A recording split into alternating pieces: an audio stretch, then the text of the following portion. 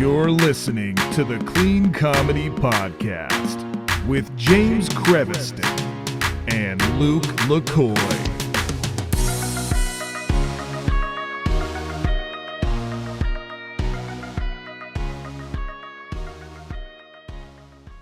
Hey, everybody, it's James. Welcome to the Clean Comedy Podcast. Today, my guest host is not Mr. Luke LaCoy. It is my other best friend, Mr. David Studebaker. Hey, yo, back on the CCP. Nice. Welcome back. And I see you have your book in the background, Lone Star Lance. Yes. Lone Star Lance, the comedy mystery novel of the century. And it's James Creviston approved. It's got 5 stars on Amazon. That's amazing. And all the proceeds go directly to my son's diapers. So please, you know what? Money back guarantee. If you buy the book and you don't like it, hit me up. I'll Venmo you. I'll Venmo you the amount. Because And also then, go ahead. I'm the Men's Warehouse of literature. You're gonna like the way you read. I guarantee it. If you don't like it, you Venmo his address, and I'm going to come to you and make you like it. Yeah, right. It's a good book. Yeah, I want number 2. I'll Venmo you the money. Yeah, I'll Venmo you the money, and then James will come and beat you up for making me Venmo you the money. You guys will love it. I promise you, it's a great book. I love it. I'm waiting for book 2, so please buy it. Please support him so then he can make the second book. But today, it's Welcome Back Comedy, because the world is opening up. At least California is opening back up, and places are doing comedy in person. I've been everywhere without a mask. It's been great. I just go into stores that I don't even want to be in the store. I just go in there because I know I don't have to wear a mask in there now. So I just like go in the store. I'm like, hey, I don't have to wear a mask. And then I run out and go to another store. They hate me. I know. I don't know. Cause I'm still masking like at the grocery store. Cause to me, like if the employees still have to wear the mask, just out of solidarity for them having to wear it, I'm going in. But then I see people without it. I'm like, maybe I should just let it ride. Well, I am excited that Disneyland is no mask anymore. That's what although for kids ages 2 to 13, they still have to wear masks. Like they're enforcing it there. But I thought kids could suffocate if they have to wear a mask, like at a certain. That Disney is 2 to 13. So I'm waiting until, because I'm not gonna Matthew. There's no way he's gonna wear a mask, and he's big enough now that like I can't get away with like, well, he's just a baby because he's a tank. So so I'm giving it a little bit of time, but I'm excited, baby. I'll have a funny story for you. So it was the week before the mask mandate went away. A friend of ours came and said, I just was in this store and they don't have a sign and they don't make you wear a mask. So I like roll through that store, no mask. I'm like, this is awesome. So then as we're leaving, I hear someone in the parking lot say, yeah, I was in Trader Joe's. You don't have to wear a mask. I roll to Trader Joe's, right? And I go through there. I realize my wife comes back like 2 days later. She's like, I went into Trader Joe's and I didn't have a mask on and they said something to me. She's like, I think you just went rogue that day. And I was like, well, nobody called me out. I didn't know, if somebody like literally, if somebody wanted me to wear a mask in the store, I would totally do it. But I just feel like I had it. There's the vaccine if you want it now. It's like there's no reason anybody should have to wear a mask. But I mean, if you're sick or you have like a pre-existing condition, please, by all means. But I'm just excited because now I can go do stand-up. I can go back out into the world. I've been in my little cubby hole writing screenplays and doing stuff. I'm still finishing 2 scripts before I go to Texas, which is on your little thing there. So I'm going to go to that. And then, but you've been out in the world doing comedy still. Like you haven't stopped. I have. Yes, I've done. It's funny. I've been surprised how fast I got inundated with gigs, and now and it's gonna slow down a little bit. I got lazy because all these gigs fell into my lap right as things were opening up, and I've been really busy with other projects and sick babies and all that stuff. So I haven't reached out to like any bookers. I haven't so I do need to now start doing that process, but. It was, past month and a half, I've basically been on the road every weekend, and I've had some really great shows. I've had some reminders of, live comedy can also be soul crushing, depending on, I've had one of those 5 people in a 500 seat venue, one of those fun ones. But I've had some sold out ones, got a standing ovation in Eureka, California, and they bought a ton of Lone Star Lance after that show, those 2 shows. So it's always stand up to me is, unless you're like Kevin Hart, like it's the most high variance performance art because, you know, most of the time, if you're an actor, you know, you're going to be playing in kind of similar, you're acting in similar venues, similar things. Stand up, it's like literally like I had one week where I felt like I was the second coming of Richard Pryor. And then the next week where I'm like, wow, how is this venue even going right now with how much money they must have lost on only having 5 people here? Yeah, but and then yesterday I had the pinnacle of my comedy career. I headlined a show at an assisted living facility. Nice. And now I will tell you, I've done many active 55 plus communities in my career. I have a lot of, even though I'm 32, I have a lot of like Tom Jones references. I love me some boomers. But the assisted living ones are tougher because some of these folks, you know, a lot of them, like they have dementia.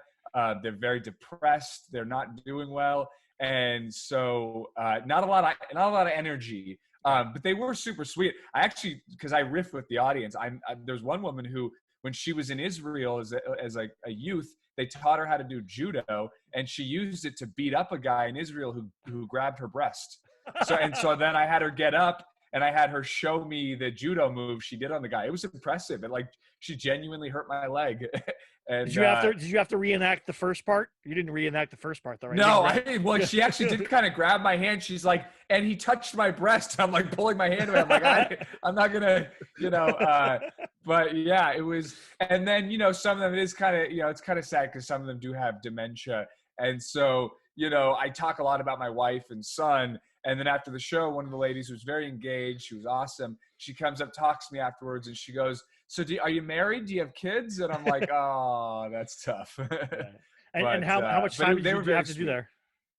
I did an hour and 10 minutes. And that was just your regular 15-minute routine that you just had to like keep repeating over and over. Yeah, I just repeated it 4 times. Yeah.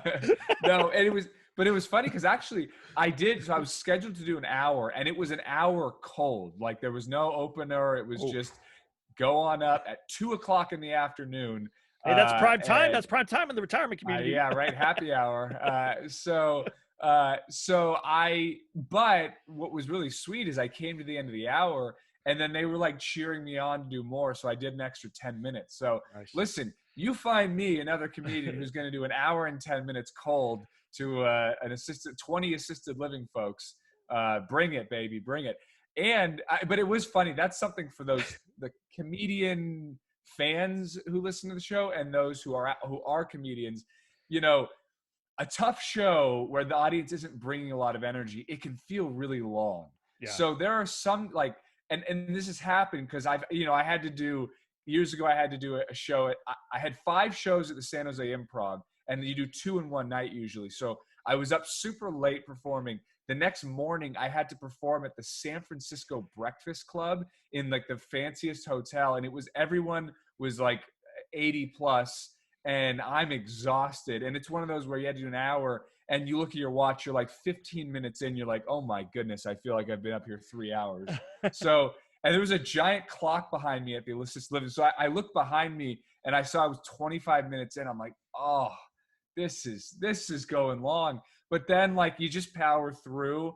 And then like the last 5 minutes went by in a flash, because I always like to close strong. So I saved, 5 minutes of fire for the end. But, it took every fiber of my audience interaction, 13 years of audience interaction, took every fiber to do it. But they were really sweet. I love them. Aren't you glad you didn't do Celine with that lady who does judo? You try to pull her up on stage, she just like flips you. Right. It's like, whoa. Well, did I tell you the story about the guy who I tried to bring on stage with Celine, and his legs didn't work? Did I tell you about that? No. Oh man, so now since live comedy's bringing it back, I haven't told this story much, but there was I headlined a one-nighter at the Punchline in San Francisco, my home club. And there was a guy in the front row, and he was big and strong and beefy, and I was riffing with him the whole night, and like seemed like just an athletic guy. And so that usually, if you've come to my shows, you know that I kind of feel out the front row, and then you can Google it or go on YouTube. It's on there, I think. And Celine Dion, David Studebaker, you'll see the bit where I bring a guy on stage and dance to Celine Dion.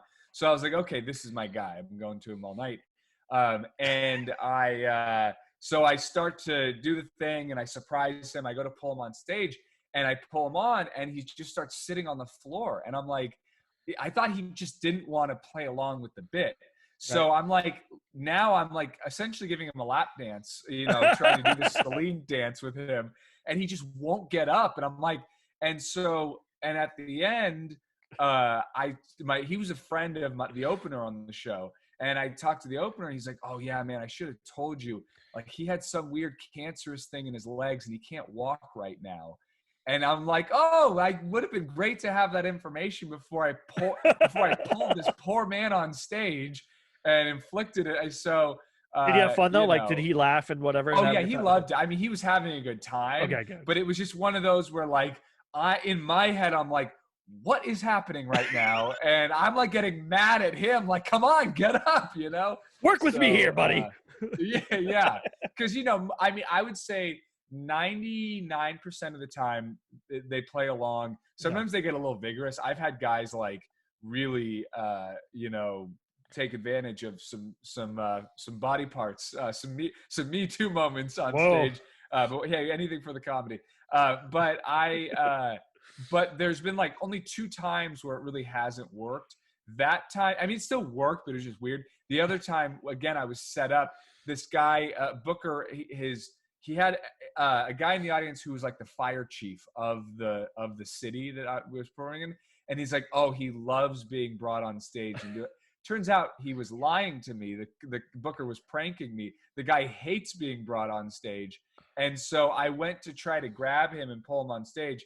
And I don't know if you've ever tried to pull a fireman somewhere. They tend to be fairly strong human beings. Yeah. And so it was like I was trying to move a boulder, and he was not moving. And so, again, it just turned into a lap dance at his table. I'm like, well, he's not moving.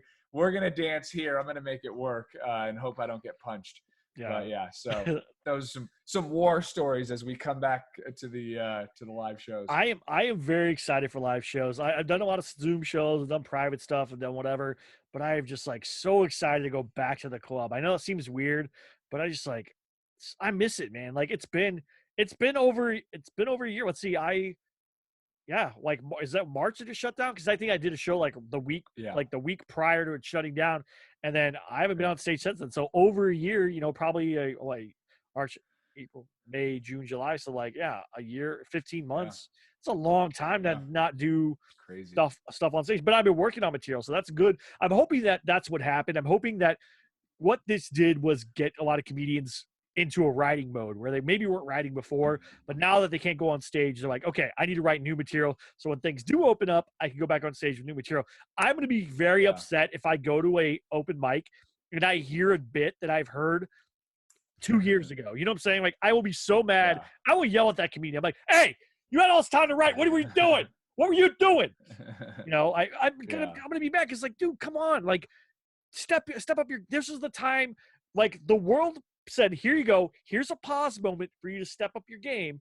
If you didn't do it, I'm going to be very mad. Like, if I hear the same bit that I heard, I get like we're doing a show, you need to do your big 5 that works all the time because you're working on new material. But if you go to an open mic and you work on material that you've already done, I'm going to be so livid.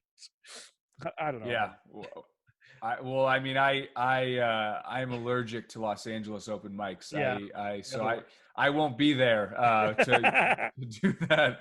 But I will be. Yeah, I will be there. Yeah. No, it is. It's going to be interesting. It's also just going to be interesting from a booking perspective. Like, part of why I haven't reached out to bookers is I just like feel bad for them right now, because under normal circumstances, comedians are constantly hounding them for work. But when you have almost every comedian in the region not having worked for over a year, and then all of them hitting you up at once, I feel for them. I was going to go to the auditions at Flappers yesterday, and I didn't go. I don't know what it was like, but I'm assuming it was just like the only time every comedian of Los Angeles has filled the entire Flappers showroom at one time. Like, I'm assuming that's exactly what it was. I don't know how it was. I should ask. I had no people there, but I was like, I should go, but then I was like, day one, that's gonna be it's gonna be a fight. Like I'm just like, Yeah. all right, we're only gonna be able to take 50 of you. There's gonna be like 200 angry comedians. Like, come on, man. Like, all right. So Yeah, you got to get there 4 a.m. Yeah. Like trying to get on Rise of the Resistance is trying to get the. what did you ever try out for the Laugh Factory in LA? No. So what you used to have to do is go wait in line Yeah. one I think it was like a Friday or a Thursday or something like that. You had to go wait in I think line. Wednesday. Was it get a number and then come back the following week to get your open mic spot. So you had to wait basically like 2 weeks. I was like, oh man, I never did it, but I thought about it like several times. I was like, I just can't do that. I can't do that to myself. Yeah, no, it's if you're if you're a single guy, you don't have a lot going on, and kind of the LA clubs are like what you're really trying to get into. Yeah, it might be worth it. I mean, I auditioned at other clubs and I jumped through the hoops, but that one was just like a bridge too far, especially because by the time I came down, I was like 7 years in, and I'm like, the Laugh Factory is an amazing club. I'd love to perform there, but like, that's not going to make or break my career. And it probably is going to make or break my week, having to do that. And then, now that I got a kid, like, I mean, come on, man, and also there's ways to get booked at the Laugh Factory where you're not, jumping through that hoop, and you're performing for no one. I mean, a lot of times you're performing essentially to an empty room. And I just, that whole audition process of performing to an empty, like at least Flappers, as I recall, I'm a 3-time pizza comic at Flappers. You can explain that to them later. But at least like there's usually a lot of comedians in the room, and a lot of them enough of them are new, so they still kind of enjoy comedy and they're not just like jaded and unhappy. But from what I've heard, maybe it's changed. From what I heard, the Laugh Factory, it's a little more of like you and a few other people, and it's not real test of your material. I used to go when I first started doing stand-up. I would sign up for the show at the Comedy Store, like where everyone has to go and sign up and stuff.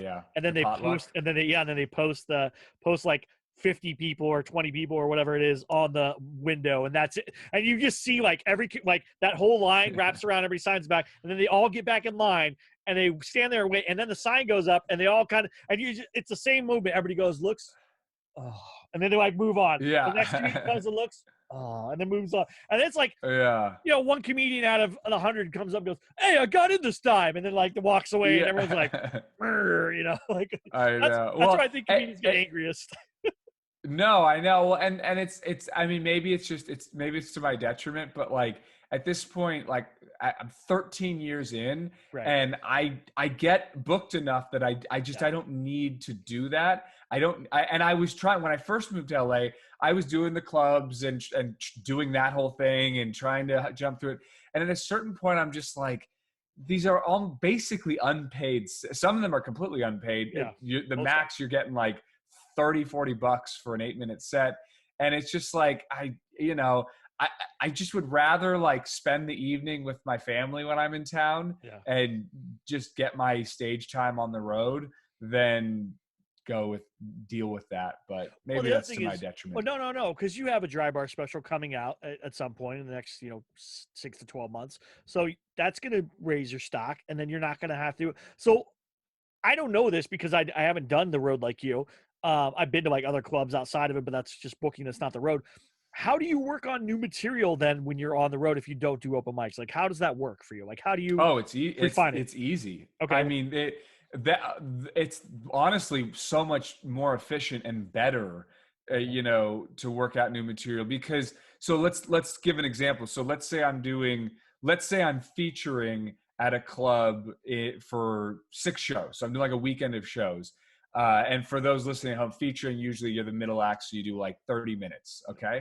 So if I have 30 minutes, I can fill an hour of material. So if I have a 30-minute set, I have, I can fill that set with 25 minutes of material that I know within a certain level of variance is going to entertain the audience. So it's not like I'm not doing my job for the people who paid, but I can lace 5 or 10 minutes of that.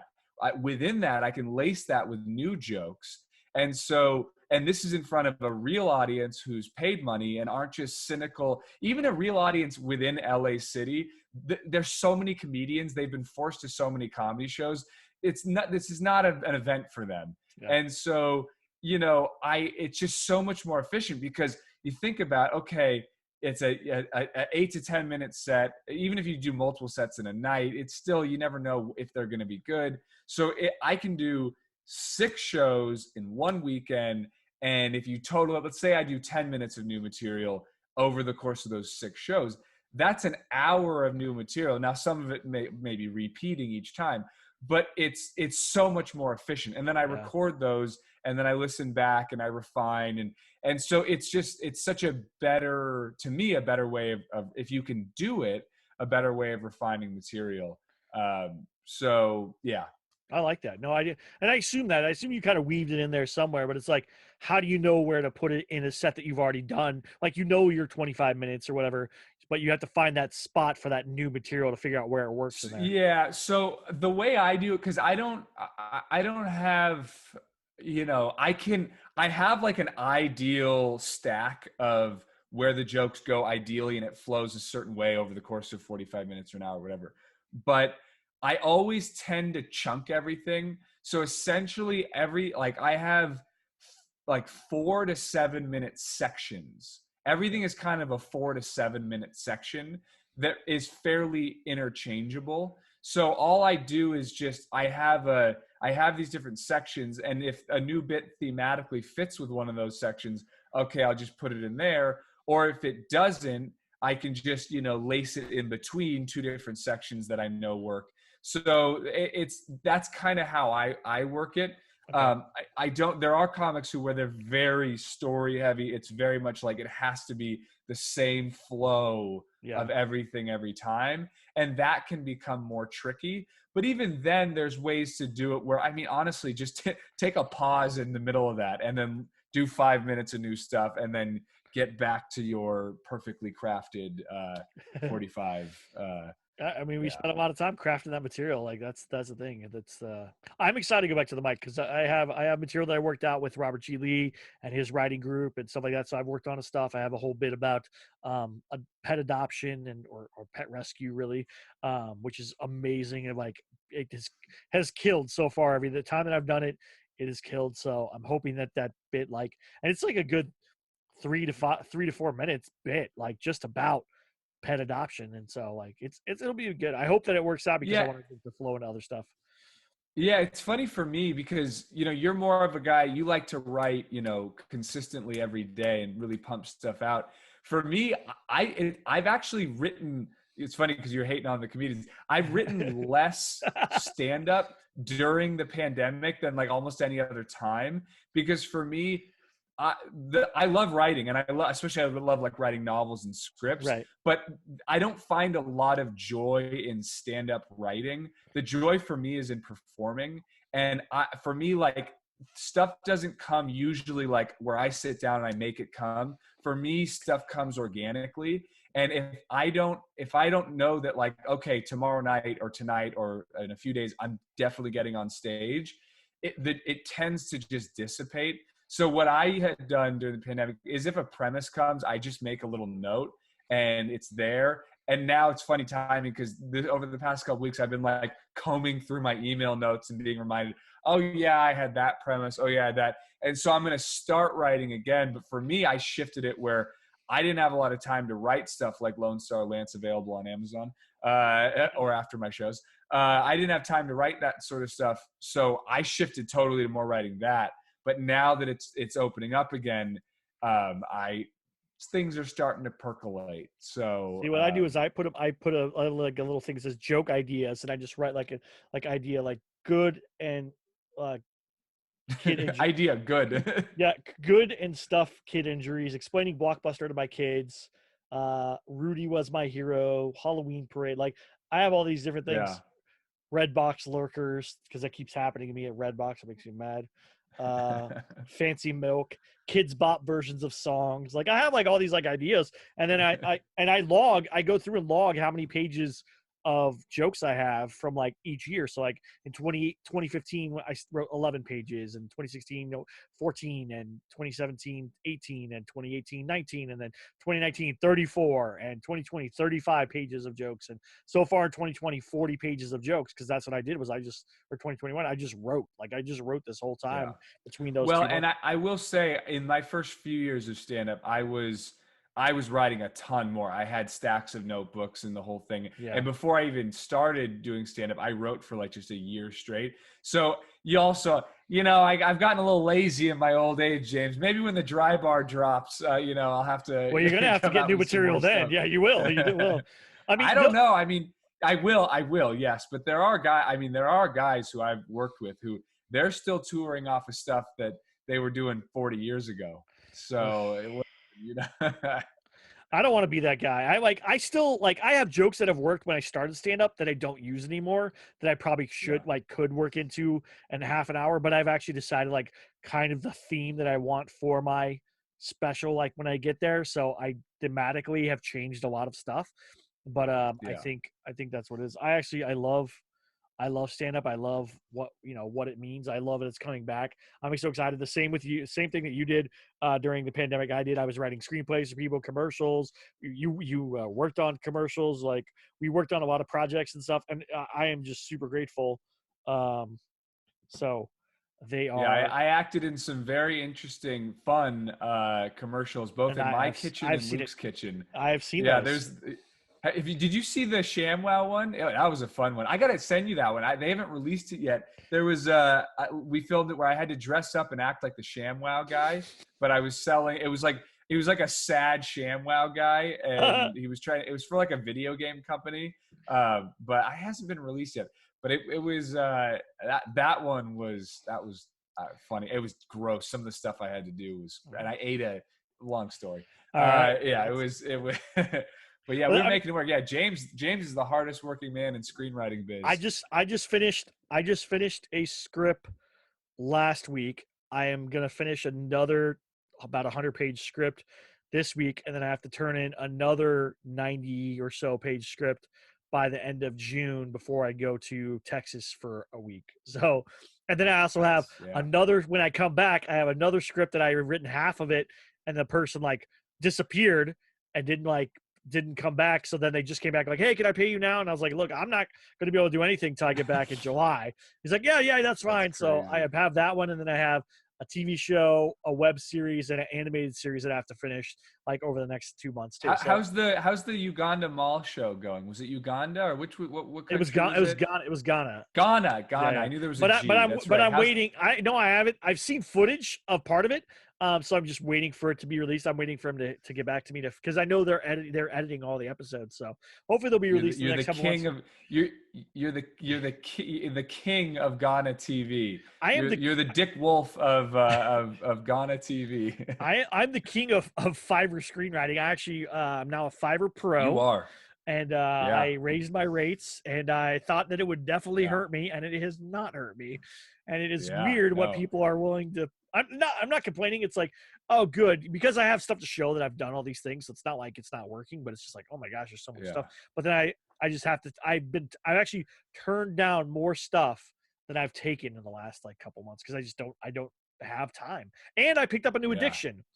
Are you aware of something called Magic the Gathering? Yes. That is my addiction. Here's my set that I've been playing. I can't see it, but I might play. I'm like, oh my God. I've spent. Let's just put it this way. I've spent somebody's mortgage payments on Magic the Gathering over the last couple months. Let's just put it that way. Unbelievable. Are you doing this just for fun or to resell? Are you, because I know weren't you reselling some Pokemons? I have a binder that's worth about $2,000 in Magic cards right here.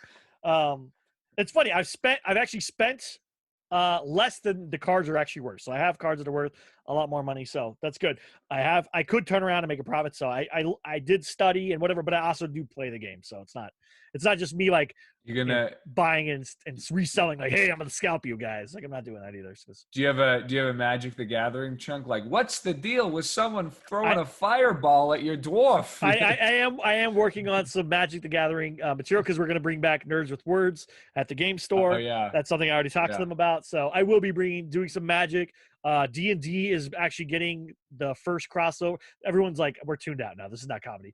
Getting the first Battle Axer. I hardly knew her. Hey, yeah. So D&D is actually getting its first set of Magic cards coming in July. So finally, the first Dungeons and Dragons and Magic the Gathering crossover. You know, I tried playing Dungeons and Dragons one time. I was like, this is way too much math. And it is a lot of math. I was so lost. I'm like, I'm gonna go watch a Giants game. And you would like Magic though, because it's not really math. I mean, it is a little bit of math, but it's very much. I never got into that. I even like the Pokemon when I was younger, like when the craze first happened, like whatever 25 years ago. Yeah. I tried. I just didn't.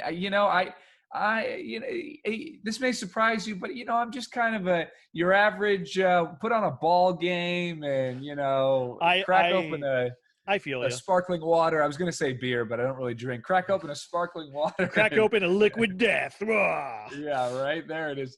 I keep seeing liquid death everywhere now. Yeah, it's all. And they still wouldn't give you free stuff, which is they have not. And I reach out to them to try to get me to like sponsor me. I still drink their stuff. I don't care. I don't care if they never sponsor me. Someday you will see James Creviston.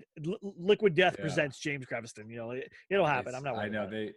I know it's a travesty that it hasn't happened yet. And that is true. So what is in the future for you? What do you see for the rest of 2021 for you? What is your goal here? What are you hoping to get out of this now that comedy is back? I mean, I'm hoping to hit every assisted living facility in America. And just really no. So I mean, it's funny because I actually there's a company that does corporate virtual events that looks like they're because they're doing it kind of because there's so many companies that are still staying remote even after this.